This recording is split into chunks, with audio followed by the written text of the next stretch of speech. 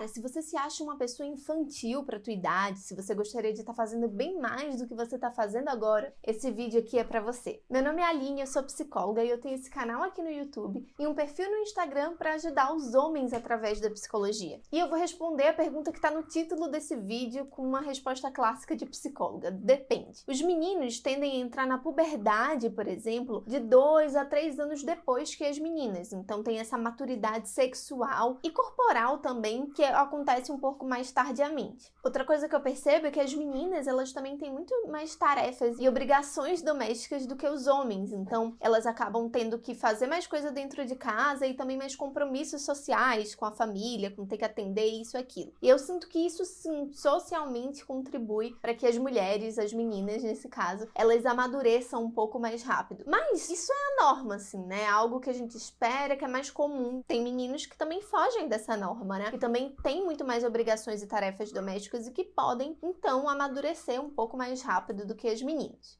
Mas o que vem sendo estudado já há alguns anos é a infantilização dos adultos de maneira geral. Recentemente, um grupo de pesquisadores australianos publicaram uma pesquisa em que eles afirmam que a adolescência ela vai ser estendida até os 24 anos e não mais até os 19, como se convencionava antes. É claro que esse marcador ele ainda não chegou num consenso, mas é um forte indício de que tem algum processo de infantilização dos adultos acontecendo. Tem uma psicóloga americana, uma psicóloga comportamental, que escreveu um artigo em 2017 muito interessante sobre isso. Ela avaliou aí pessoas de mais de 40 países, então tem uma boa diversidade cultural e socioeconômica também. E a partir dessa pesquisa dela, ela indicou 4 marcadores que são importantes para a gente avaliar e medir mesmo quando é que a pessoa entra na vida adulta, sem ser exatamente por uma idade ou por alguma competência biológica. Esses 4 marcadores são conseguir se sustentar financeiramente, sair da casa dos pais, estar no relacionamento por mais de 1 ano e planejar ter filhos. Esses são 4 marcadores importantes para a gente entender o que é e o que é que faz parte da vida adulta. Adiar esses marcadores seria adotar uma estratégia lenta de vida. Esse é o termo aí que ela usa. E o que é que a gente vê nesse parâmetro de conseguir se sustentar? A gente prolongando muito mais os nossos estudos e adiando mais essa questão de entrada no mercado de trabalho, de ter uma solidez financeira para se manter. A gente também tem adiado cada vez mais a saída da casa dos pais. Então, há algum tempo atrás, acho que até saiu uma reportagem na TV falando sobre a geração nem trabalha nem estuda, né? Pessoas ali já na casa dos seus 30 anos, que continuam na casa dos pais e muitas vezes não contribuem de maneira massiva, concisa ali para a renda da família.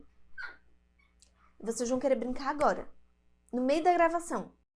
Outra coisa que a gente observa, que enfim, o Bauman mesmo já falou bastante sobre essa modernidade líquida, né, sobre os amores líquidos, é essa impermanência ou inconstância das relações, né? As relações são mais rápidas, elas acontecem de maneira mais fluida mesmo e acabam terminando mais rapidamente. E esse marcador também do planejar ter filho é outra coisa que a gente vem percebendo mudanças ao longo do tempo na nossa sociedade. Isso porque a forma como a gente encarou ter filhos, fazer esses projetos, a própria entrada da mulher de forma mais concisa também no mercado de trabalho, alterou a nossa percepção e a nossa forma de planejar mesmo ter filho. Mas então qual é o problema da gente adiar a vida adulta, da gente adotar essa estratégia mais lenta aí de adultez? O problema consiste justamente nessa infantilização. A gente tem que entender o que é que tá por trás desse adiamento aí, né, da vida adulta. Será que é um motivo realmente relacionado ao aumento da nossa expectativa de vida? Então a gente tem vivido mais, é possível a gente conseguir a flexibilidade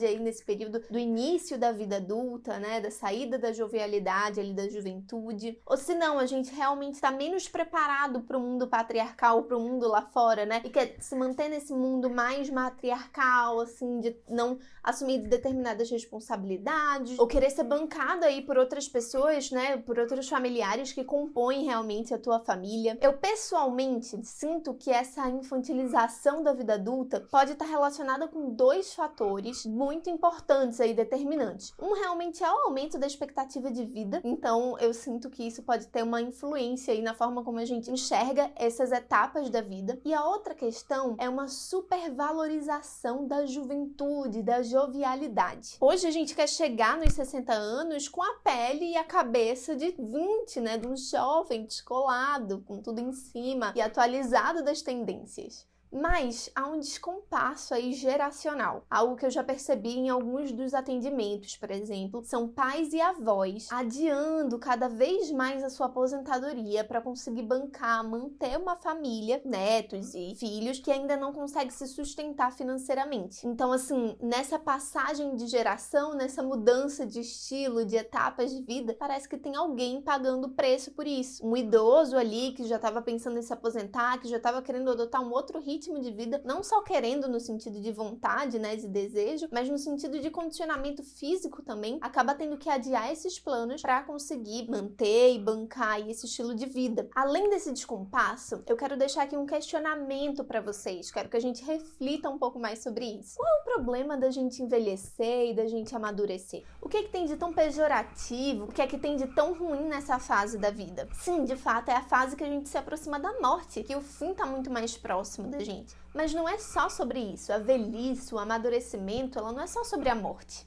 Há também um acúmulo de experiência, de conhecimento sobre diversas áreas da vida, uma diminuição de ritmo também que pode ser super interessante para você conseguir enxergar as coisas e experienciar aquilo que você vive de uma forma muito diferente da pressa que um jovem tem. Enfim, entre diversas outras coisas que a gente pode aproveitar e valorizar também de uma outra maneira. Não tô aqui para dizer qual é a melhor fase da vida, mas tô aqui para falar que a gente precisa aproveitar e viver com integridade realmente todas as fases que a experiência de vida humana pode proporcionar pra gente. Não querendo voltar numa que estava anterior, querendo se manter o máximo possível naquela que é mais jovem, com medo do fim chegar, com medo do término das coisas. Até porque, gente, ser jovem também não é só ser cool. Ser jovem é quebrar muita cara por não ter experiência em diversas áreas da vida. Ser jovem também é estar no começo de muitas coisas. Então você está começando a sua vida profissional, está começando a sua vida financeira, independentemente ali dos teus pais, tá começando geralmente um relacionamento, começando uma família, começando a mobiliar uma casa, tudo no começo, né? O começo realmente ele exige muito mais da gente. E ainda bem que a gente tem, quando é jovem, energia suficiente para essas exigências do começo. Mas vamos entender, cada fase da vida ela vai ter a sua dificuldade, ela vai ter o seu desafio, o seu aprendizado também, o seu prazer, e a gente pode passear por elas com muito mais leveza e realmente aproveitando o que cada uma tem a nos oferecer. Mas, para finalizar esse vídeo, eu quero voltar nessa questão da infantilização dos homens. O que é que eu percebo no consultório quando a pessoa chega com essa queixa de imaturidade, quando a pessoa não chega com essa queixa, chega com outras queixas, mas eu percebo que tem esse movimento infantilizado, né? Esse movimento não adulto em uma pessoa que a gente já espera de determinada maturidade. Eu atribuo isso nos homens há 3 principais fatores. E eu vou detalhar cada um deles, tá? Mas vou elencar aqui primeiro pra vocês. O primeiro deles é ter muita mãe e pouco pai. O segundo deles é ter menos obrigações socialmente falando, né, de tarefas domésticas do que as mulheres. E o terceiro deles é ter uma imaturidade emocional. Mas quando eu falo de mãe e pai, eu tô falando aqui de uma função paterna e de uma função materna. Eu já falei algumas vezes aqui, a gente já conversou um pouco mais sobre isso, sobre a falta de figuras de referência para os homens, né? Para os homens se inspirarem. Como é isso importante também para que eles sejam introduzidos no mundo fora do nosso contexto de segurança, da nossa casa. Então, assim, eu percebo que muitas vezes os homens podem ser mais mimados nesse sentido, no excesso de mãe, no sentido de excesso de cuidado, de zelo, e faltar dar aquele empurrãozinho pra fora do ninho, assim, sabe? Que essa figura mais paterna pode oferecer. Não necessariamente um homem, não necessariamente um pai, mas esse empurrão pra fora que é muito necessário. E isso eu tô falando nesse contexto atual, tá, gente? Porque há pouquíssimas gerações pra trás, os homens eram muito mais estimulados a sair logo, né? Nesse contexto financeiro, principalmente, do que eles são hoje em dia. Apesar disso ainda ser muito estimulado, eu sinto que há uma diminuição. E pensando nessa questão da infantilização de uma maneira geral, você ficar mais no mundo materno, nesse sentido do cuidado, do eu te protejo, você é meu porto seguro, pode deixar, pode contar comigo, isso vai contribuir bastante para essa infantilização, né? Como eu falei lá no começo do vídeo para vocês, as mulheres, elas têm mais obrigações, né? Socialmente falando, obrigações também de tarefas domésticas que elas acabam fazendo muito mais do que os homens. Então, as meninas geralmente começam a arrumar o quarto, arrumar a cama, contribuir com alguma outra atividade da casa, mais cedo que os homens. E isso contribui para o amadurecimento das mulheres, né? Elas acabam entendendo ali o que é obrigação, o que é que elas podem fazer, de que maneira elas podem contribuir. E os homens aprendem mais tardiamente a serem responsáveis pelo seu próprio quarto. Isso quando aprendem, né? Tem alguns que não aprendem também. E o terceiro ponto que eu falei aqui com vocês foi sobre a imaturidade emocional. Os homens, eles não são ensinados, socialmente estimulados, a entrar em contato com as suas emoções, aquilo que eles sentem. E isso acaba influenciando também nesse processo de amadurecimento e de infantilização. Isso porque a gente precisa aprender a lidar com as nossas emoções para que elas não tomem conta da gente. E os homens, por terem essa dificuldade social mesmo, por terem esse déficit, digamos assim, social, eles acabam demorando mais a aprender a lidar com aquilo que eles sentem. Acabam reprimindo muito mais, e aquilo, quando a gente reprime, quando a gente não olha, né, finge que não tá ali, estoura de uma forma descontrolada, né, porque a gente não tava de olho, não tava controlando, digamos assim, aquilo que tava para acontecer. Mas me conta aqui se essa história da infantilização, do amadurecimento ficou clara para você. Se você tem alguma dúvida, deixa aqui nos comentários. Aproveita para se inscrever aqui no canal e deixar o like se você gostou desse vídeo, porque tem vídeo novo aqui toda semana, quarta-feira, às 18 horas, tá certo? Um abraço e até mais!